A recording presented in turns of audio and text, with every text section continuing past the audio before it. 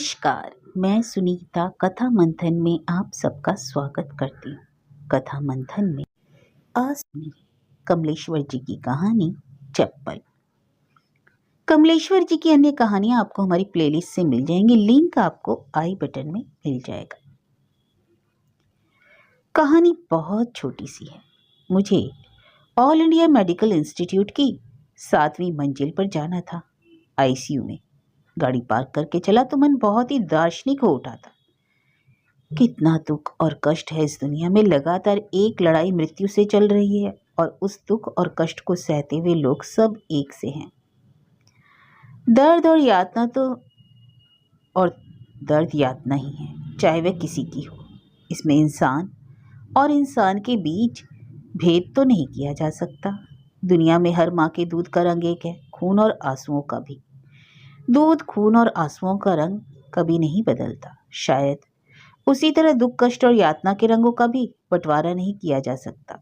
इस विराट मानवीय दर्शन से मुझे राहत मिली थी। मेरे भीतर से सदियां बोलने लगी थी। एक पुरानी सभ्यता का वारिस होने के नाते यह मानसिक सुविधा जरूर है कि तुम हर बात, घटना या दुर्घटना का कोई दार्शनिक उत्तर खोज सकते हो। समाधान चाहे ना मिले पर एक अमृत दार्शनिक उत्तर जरूर मिल जाता है। और फिर पुरानी सभ्यताओं की यह खूबी भी है कि उनकी परंपरा से चली आती संतानों को एक आत्मा नाम की शक्ति भी मिल गई और सदियों पुरानी सभ्यता मनुष्य के क्षुद्र विकारों का शमन करती रहती। मुझे अपने मित्र की बातें याद आई जिसने मुझे संध्या के संगीन ऑपरेशन की बात बताई और उसे देख आने की सलाह भी दी। उसी ने मुझे आईसीयू में संध्या के केबिन का पता बताया। 8वें फ्लोर पर ऑपरेशन थिएटर है और 7वें पर संध्या का आईसीयू। मेजर ऑपरेशन में संध्या की बड़ी आंत काट कर निकाल दी गई और अगले 48 घंटे क्रिटिकल थे। रास्ता इमरजेंसी वार्ड से जाता था। एक बेहद दर्द भरी चीख इमरजेंसी वार्ड से आ रही थी। वह दर्द भरी चीख तो दर्द भरी चीख ही थी। कोई घायल मरीज असहनीय तकलीफ से चीख रहा था। उस चीख से आत्मा बदल रही थी। दर्द की चीख और दर्द की चीख में क्या अंतर। दूध, खून और आंसुओं के रंगों की तरह चीख की तकलीफ भी तो एक सी थी। उसमें विषमता कहाँ थी। मेरा वह मित्र जिसने मुझे संध्या को देखाने की फर्ज अदायगी के लिए भेजा था, वह भी इलाहाबाद का ही था। वह भी उसी सदियों पुरानी सभ्यता का वारिस। ठेठ इलाहाबादी मौज में वह भी दार्शनिक की तरह बोला था, अपना क्या है, रिटायर होने के बाद गंगा किनारे एक झोपड़ी डाल लेंगे, 8-10 ताड़ के पेड़ लगा लेंगे, मछली मारने की एक बंसी, 2-4 मछली तो दोपहर तक आ ही जाएंगी, रात भर तो ताड़ी टपकेगी, उसे फ्रिज में रख लेंगे। फ्रिज में? और क्या, मॉडर्न साधु की तरह रहेंगे, मछलियां तलेंगे, खाएंगे, ताड़ी पिएंगे, और क्या चाहिए। पेंशन मिलती रहेगी और माया मोह क्यों पालेंगे तो प्राण अटके रहेंगे। ताड़ी मछली, बस आत्मा ताड़ी पीकर मछली खा के आराम से महाप्रस्थान जाएगी। ना कोई दुख, ना कोई कष्ट। लेकिन तुम जाके संध्या को देख जरूर आना, क्रिटिकल है। मेरा मित्र अपने भविष्य के बारे में कितना निश्चिंत था, देखकर मुझे अच्छा लगा। यह बात सोच सोच कर मुझे अभी तक अच्छा लग रहा था कि सिवा उस चीख के जो इमरजेंसी वार्ड से अब तक आ रही थी और मुझे सता रही थी, इसलिए लिफ्ट के आने में जो देरी लग रही थी वह मुझे खल रही थी। आखिर लिफ्ट आई। 7 साल, मैंने कहा और संध्या के बारे में सोचने लगा। 2-3 वार्ड बॉय तीसरी और चौथी मंजिल पर उतर गए। 5वीं मंजिल पर लिफ्ट रुकी तो कुछ लोग ऊपर जाने के लिए इंतजार कर रहे थे। इन्हीं लोगों में था वह 5 साल का बच्चा, अस्पताल की धारीदार बहुत बड़ी सी कमीज पहने हुए। शायद उसका बाप, वह जरूरी उसका बाप होगा, उसे गोद में उठाए हुए था। उस बच्चे के पैरों में छोटी छोटी नीली हवाई चप्पलें थीं जो गोद में होने के कारण उसके छोटे छोटे पैरों में उलझी हुई थी। अपने पैरों से गिरती हुई चप्पलों को धीरे से उलझाते हुए बच्चा बोला, बाबा चप्पल। उसके बाप ने चप्पलें उसके पैरों में ठीक कर दी। वार्ड बॉय व्हीलचेयर बढ़ाते हुए बोला, आजा, इसमें बैठेगा। बच्चा हल्के से हंसा। वार्ड बॉय ने उसे कुर्सी में बैठा दिया। उसे बैठने में कुछ तकलीफ हुई पर वह कुर्सी के हत्थे पर अपने नन्हे नन्हे हाथ पटकता हुआ हंसता रहा। दर्द का एहसास तो उसे भी था पर दर्द के कारण का एहसास उसे बिल्कुल नहीं था। वह कुर्सी पर ऐसे बैठा था जैसे सिंहासन पर बैठा हो। कुर्सी बड़ी थी और वह छोटा। वार्ड बॉय ने कुर्सी को पेश किया। वह लिफ्ट में आ गया। उसके साथ ही उसका बाप भी। उसका बाप उसके सिर पर प्यार से हाथ फेरता रहा। लिफ्ट 7 पर रुकी पर मैं नहीं निकला। 2-1 लोग निकल गए। लिफ्ट 8 पर रुकी। यही ऑपरेशन थिएटर था। दरवाज़ा खुला तो एक नर्स जिसके हाथ में सब पर्चे थे उसे देखते हुए बोली, आ गया तू? उस बच्चे ने धीरे से मुस्कुराते हुए नर्स से जैसे कहा। हाँ, उसकी आंखें नर्स से शर्मा रही थी। उनमें बचपन की बड़ी मासूम दूधिया चमक थी। व्हील चेयर एक झटके के साथ लिफ्ट से बाहर गई। नर्स ने उसका कंधा हल्के से थपका। बाबा, चप्पल, मेरी चप्पल। उसकी एक चप्पल लिफ्ट के पास गिर गई थी। उसके बाप ने वह चप्पल भी उसे पहना दी। उसने दोनों पैरों की उंगलियों को सिकोड़ा, अपनी चप्पलें पैरों में कस ली। लिफ्ट बंद हुई और नीचे उतर गई। वार्ड बॉय बच्चे की कुर्सी को पुश करता हुआ ऑपरेशन थिएटर वाले बरामदे में मुड़ गया। नर्स उसके साथ ही चली गई। उसका बाप धीरे धीरे उन्हीं के पीछे चला गया।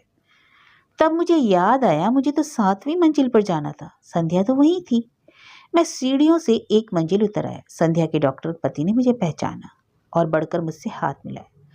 हाथ की पकड़ में मायूसी और लाचारी थी। कुछ पल खामोशी रही, फिर मैंने कहा, मैं कल ही वापस आया, तभी पता चला यह एकाएक कैसे हो गया। नहीं, एकाएक नहीं, ब्लीडिंग तो पहले भी हुई थी, तब कंट्रोल कर ली गई। 15 दिनों बाद फिर होने लगी एक्सेसिव ब्लीडिंग। 4 घंटे ऑपरेशन में लगे। And you know, we doctors are worst patients. वो संध्या के बारे में भी कह रहे थे। संध्या भी तो डॉक्टर थी। यस, आप तो समझ रहे होंगे। संध्या को भी एक एक बात का अंदाज हो रहा होगा, मैंने कहा। लेकिन वो बहुत करेजसली बिहेव कर रही है, संध्या के डॉक्टर पति ने कहा। बोल तो सकती नहीं। पल्स भी गर्दन के पास मिली। एक तरह से देखिए तो उसका सारा शरीर आराम कर रहा है। सब कुछ आर्टिफिशियल मदद से ही चल रहा है। संध्या के डॉक्टर पति ज़्यादातर बातें मुझे मेडिकल टर्म्स में ही बताते रहे और मैं उन्हें समझने की कोशिश करता रहा।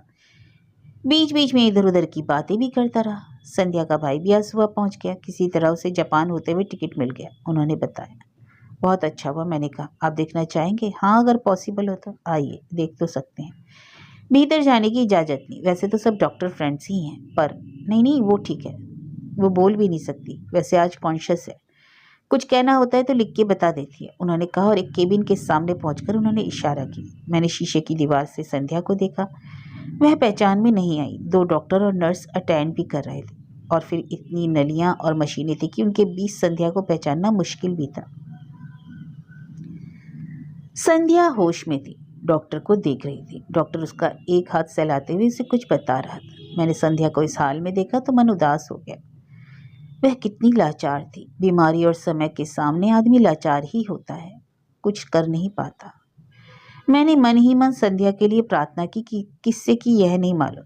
ऐसी जगहों पर आकर भगवान पर ध्यान जाता भी हो और किसी के शुभ के लिए उसके अस्तित्व को स्वीकार लेने में अपना तो कुछ नहीं जाता सिवाय प्रार्थना के कुछ शब्दों की। हम आईसीयू से हटकर फिर बरामदे में आ गए। वहां बैठने के लिए कोई जगह नहीं थी। बरामदे में बैठने के लिए बनाए भी नहीं गए थे। संध्या भी या डॉक्टर बहन नीचे चादर बिछाए बैठी थी। डॉक्टर के कुछ दोस्त एक गुच्छे में खड़े थे। अभी तो बाद में एक ऑपरेशन और होगा, संध्या के डॉक्टर पति ने बताया। तब छोटी हाथ को सिस्टम से जोड़ा जाएगा। खैर, पहले वो स्टेबलाइज कर ले, फिर रिकवरी का सवाल। इसमें भी करीब 3 महीने लग जाएंगे। उसके बाद मैं सोचता हूँ उसे अमेरिका ले जाऊंगा। हाँ, यही ठीक रहेगा। इसके बाद हम इधर उधर की बातें करते रहे। मैं संध्या की संगीन हालत से उनका ध्यान हटाना चाहता था। इसके सिवा और मैं कर भी क्या कर सकता था। और डॉक्टर के सामने ये खामोश खड़े रहना अच्छा भी तो नहीं लग रहा था। यह जताते हुए कि अस्पताल वालों से छुपाकर मैं सिगरेट पीना चाहता हूँ, मैं खिड़की के पास जाकर खड़ा हो गया। बाहर लू चल रही थी। नीचे धरातल पर कुछ लोग आ जा रहे थे। वे ऊपर से बहुत लाचार और बेचारे लग रहे थे और मेरे मन में सब शुभ के लिए सद्भावना की नदियां फूट रही थी। ऐसे में तुम सोचो, लगता है मनुष्य ने मनुष्य के साथ तो सघन और उदात्त संबंध बना लिए, पर ईश्वर के साथ वह ऐसा नहीं कर पाए। ईश्वर से उसका संबंध सिर्फ दाता और पाता का है। वह देता है और मनुष्य पाता है। लेकिन कितना एक तरफा रिश्ता है ये। और फिर अगर तुम यह भी मान लो कि ईश्वर ही मनुष्य को बनाता है तो ईश्वर की क्षमता पर विश्वास और घटने लगता है। लू के एक थपेड़े ने मेरा मुंह झुलसा दिया। डॉक्टर अपने चिंताग्रस्त शुभ चिंतकों के गुच्छे में खड़े थे और सबके चेहरे कुछ ज्यादा सतर्क थे। ब्लड प्रेशर गिर रहा है। आईसीयू में डॉक्टर और नर्सों की आमद दरफ्त से लगा रहा था। कोई कठिन परिस्थिति सामने है। कुछ देर बाद पता चला कि नीडल कुछ ढीली हो गई थी। उसे ठीक कर दिया गया। ब्लड प्रेशर ठीक से रिकॉर्ड हो रहा है। सबने राहत की सांस ली। मौत से लड़ना कोई मामूली काम नहीं। ईश्वर ने तो मौत पैदा की है, पर मौत तो मनुष्य भी पैदा करती है। एक तरफ जीवन के लिए लड़ता है और दूसरी तरफ मौत भी बांटता है। सिगरेट से मुंह कड़वा हो गया। लू वैसे ही थपेड़े मार रही थी। सीमेंट के प्लास्टर का दहकता चिलचिलाता तालाब सामने फैला था। कोई एक आदमी जलते नंगे पैरों से उसे पार कर रहा था। मैंने पलटते हुए लिफ्ट की तरफ देखा। डॉक्टर मेरा आश्चर्य समझ गए, लेकिन तभी राजनीतिज्ञ से उनके कोई दोस्त आ गए। शुरू की पूछताछ के बाद वे लगभग भाषण सा देने लगे। अब तो अग्नि मिसाइल के बाद भारत दुनिया की सबसे शक्तिशाली तीसरा देश हो गया और आने वाले 10 वर्षों में हमें कोई शक्ति नहीं, महाशक्ति बनने से कोई नहीं रोक सकता। तभी एक चिंताग्रस्त नर्स तेजी से गुजर गई। सन्नाटा छा गया। चिंता के भारी क्षण जब कुछ हल्के हुए तो मैंने लिफ्ट की तरफ देखा। डॉक्टर साहब समझ गए। आपको 2.5-3 घंटे हो गए हैं, क्या क्या काम छोड़कर आएंगे। और वे लिफ्ट की ओर बढ़े। लिफ्ट आया, पर वह ऊपर जा रहा था। डॉक्टर साहब को मेरी खातिर रुकना ना पड़े, इसलिए मैं लिफ्ट में घुस गया। लिफ्ट 8 पर पहुंची।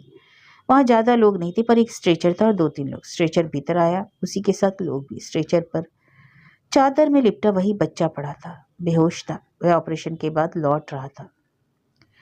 उसके गालों और गर्दन के रेशमी रोए पसीने से भीगे थे। माथे पर बाल भी पसीने के कारण चिपके थे।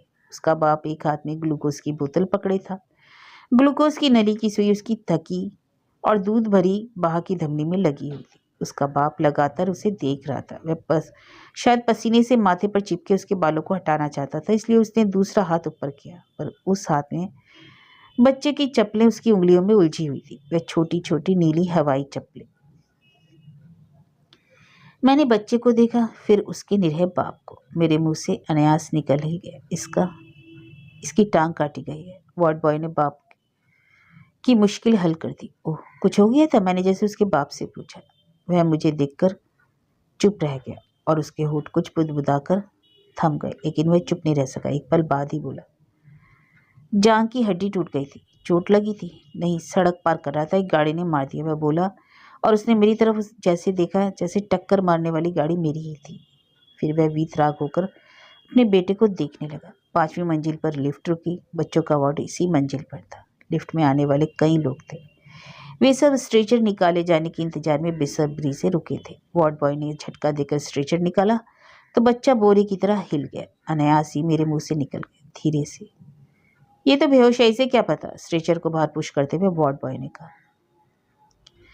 उस बच्चे का बाप खुले दरवाजे से टकराता हुआ बाहर निकला तो एक नर्स ने उसके हाथ की ग्लूकोज की बोतल पकड़ ली। लिफ्ट के बाहर पहुंचते ही उसके बाप ने उसकी दोनों नीली हवाई चप्पलें कहीं कोने में फेंक दी। फिर कुछ सोचकर कि शायद उसका बेटा होश में आते ही चप्पल मांगेगा, उसने पहले एक चप्पल उठाई, फिर दूसरी भी उठा ली और स्ट्रेचर के पीछे पीछे वार्ड की तरफ जाने लगा। मुझे नहीं मालूम उसका बेटा जब होश में आएगा तो क्या मांगेगा, चप्पल या चप्पलों को देखकर अपना पैर। बेसब्री से इंतजार करते लोग लिफ्ट में आ गए। लिफ्ट मैन ने बटन दबाया, दरवाजा बंद हुआ और वह लोहे का बंद कमरा नीचे उतरने लगा।